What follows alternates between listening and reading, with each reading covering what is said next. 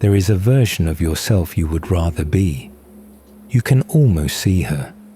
She walks differently. She's not afraid of the things you are afraid of.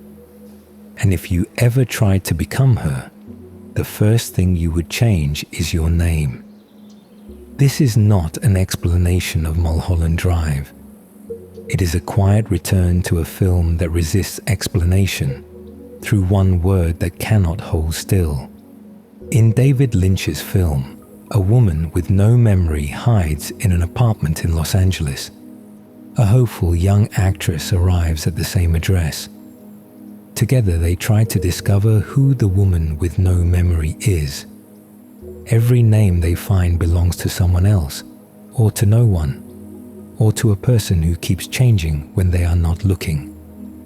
This archive does not try to solve the film. It follows one word through a film where the word will not stay attached to a single person. Name. The archive begins where the name comes loose from the one it was supposed to hold.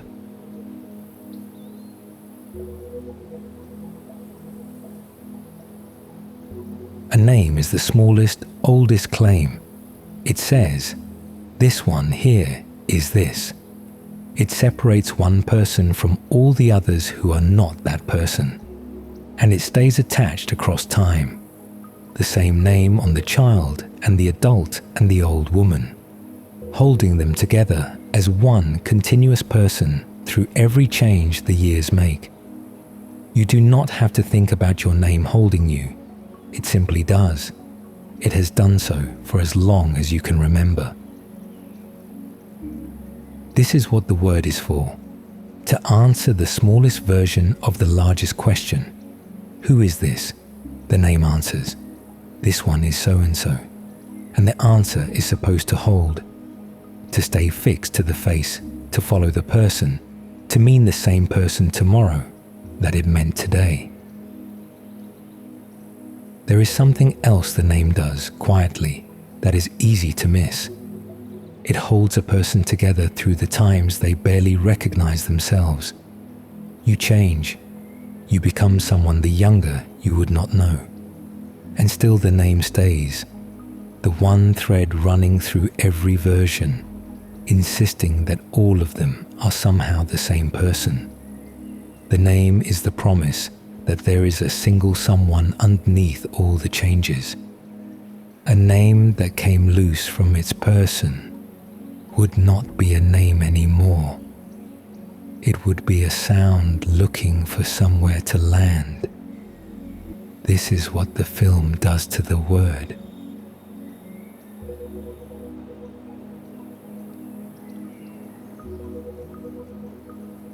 In the film, a woman wakes with no memory of who she is. She has survived something, an accident on a dark road, an attempt on her life. The film does not make it simple. She makes her way into an empty apartment. She is hiding. And when she is asked her name, she cannot answer, because the thing a name is attached to, the continuous person, the one who remembers being herself, is gone. She is in a bathroom.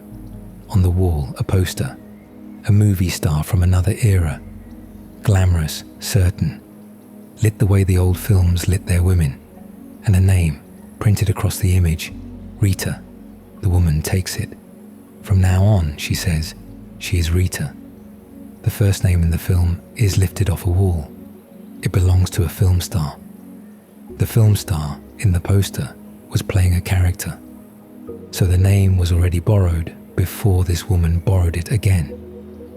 A name worn by an image, worn by a performance, worn now by a woman who does not know what it is covering. There is a tenderness in the choice and a terror underneath it. She needs a name because the other woman, the bright one, the one helping her, needs something to call her. A person cannot be addressed as nobody, so she reaches for the nearest name, the one on the wall. the one belonging to a glamorous certainty she does not feel. It is a way of becoming addressable, a way of being someone the world can speak to, while the question of who she actually is stays exactly as open as it was. She's exactly as unknown as she was a moment before. She simply has a name now, draped over the not knowing, pointing at no one. A handle on a door that opens onto a room no one has been able to find. Breath enters, breath leaves. Between breaths, the air holds its density.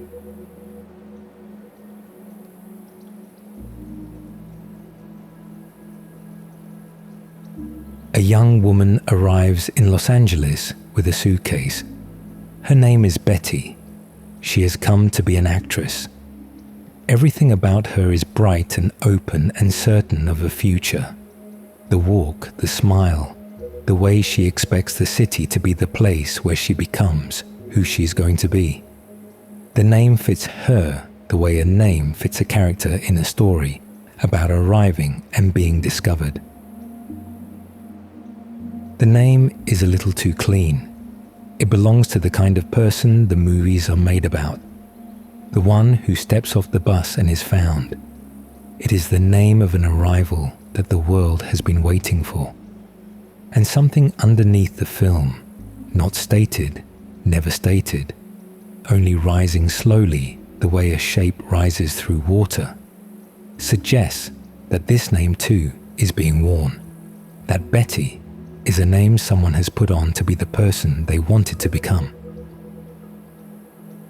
Watch how the world treats her. Doors open. Strangers are kind. An audition goes impossibly well. Better than auditions go.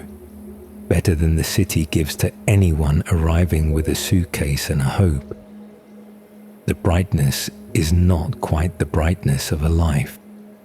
It is the brightness of a life imagined by someone who did not get it. Everything goes the way it goes only in the version you replay afterward. The version where you said the right thing, where the room loved you, where the name you arrived with turned out to be the name of someone the world wanted. The bright actress may be the most borrowed name in the film. Not borrowed from a poster, borrowed from a future that never arrived, worn backward by someone who already knows how the story really ended.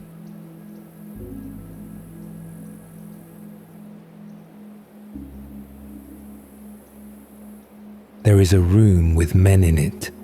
A photograph is passed across a table. A name is attached to the face in the photograph, and it is not a suggestion. It has the weight of a decision already made, somewhere above the room by money or threat, or a power that moves people without explaining itself.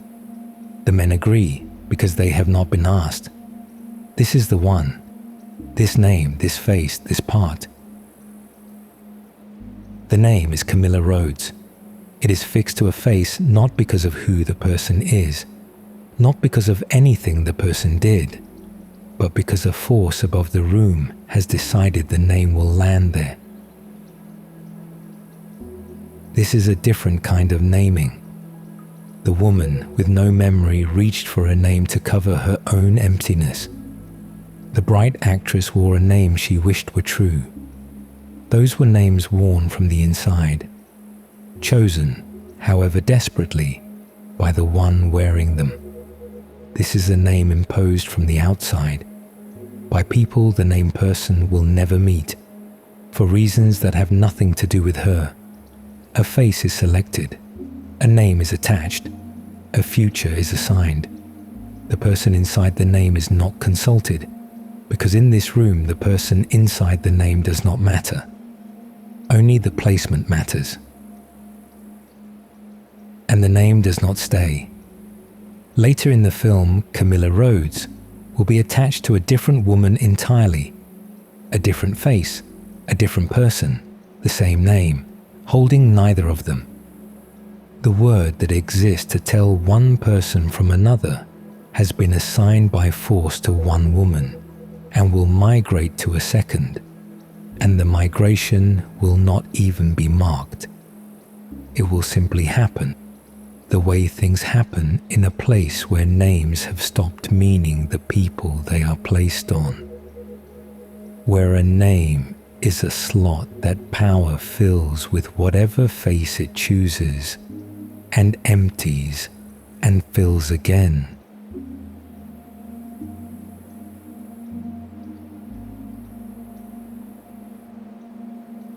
There is a blue box.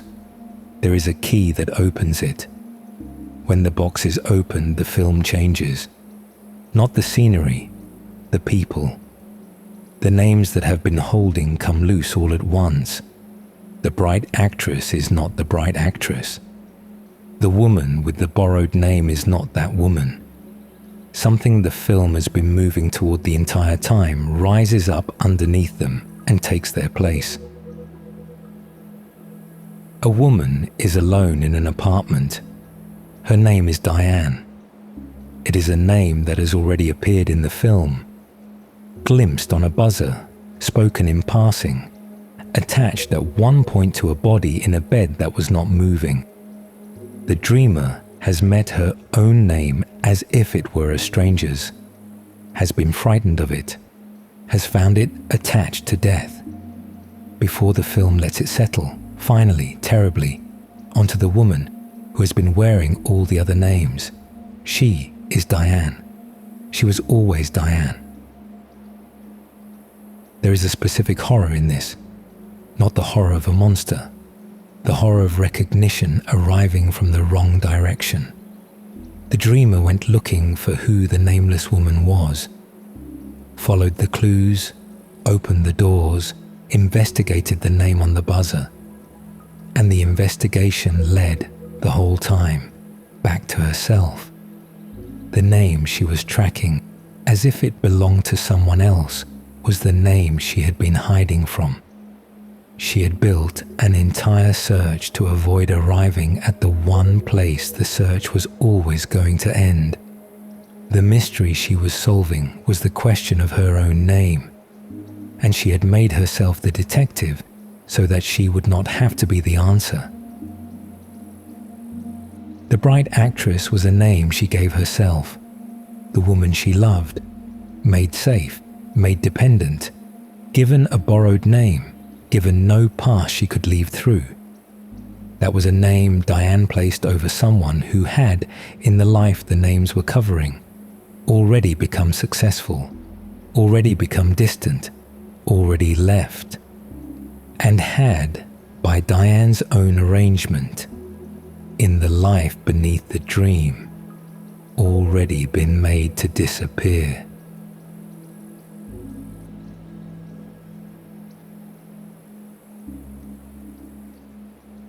The names were not lies exactly. They were the shape of a wish. Diane could not live in the life she had actually made. The failure that did not lift, the love that left, the thing she had paid someone to do and could not undo. So she built a world out of better names, a name in which she was the one who arrived and was loved, a name in which the woman who left her was instead a woman who needed her, who had no history, who could be kept. Notice what the dream gives the other woman. No memory, no past, no name of her own, only the one taken off a poster. In the dream, the woman Diane loved is stripped of exactly the things that let a person leave: a history, a direction, a life that exists apart from the one who loves her. A person with no memory cannot remember wanting to go.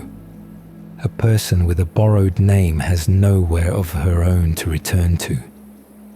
The dream did not only make Diane into someone better, it made the other woman into someone who could not leave, by taking away everything a name is attached to, until all that was left was a woman in an apartment with no way out, and no one but Diane.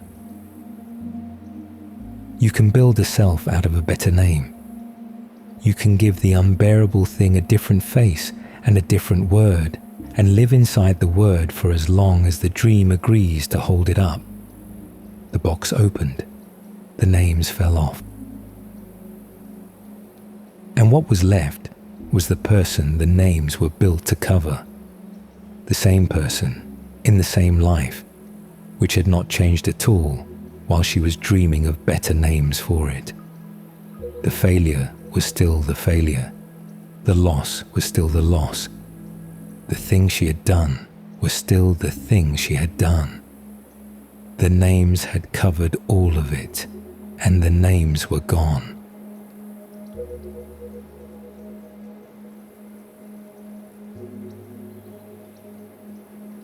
A name is the smallest story we tell about who someone is. We wear the ones we were given. Sometimes we dream of better ones, but the name is draped over the person. It is not the person. And when the name comes loose, when you see for a moment the gap between what you are called and what you are, there is a particular vertigo in it, a falling that has no floor. The film stays in that falling. It does not climb out. The name was supposed to answer the question, who is she? In this film, the name is the question, wearing the costume of an answer, coming loose from every face it is placed on. The poster's name, the arriving actress's name, the name assigned by force and migrating to a stranger.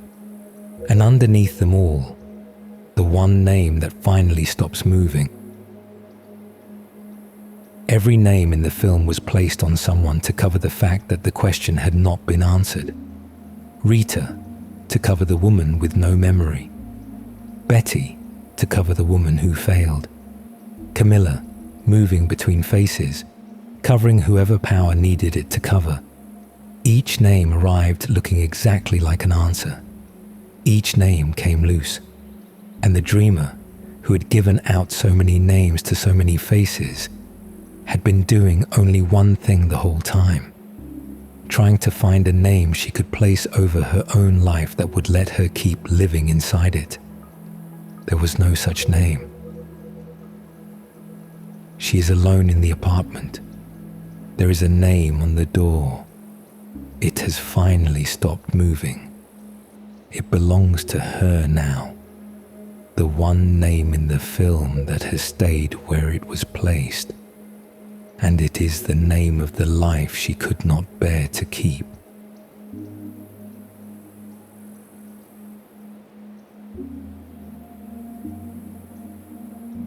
The archive remains.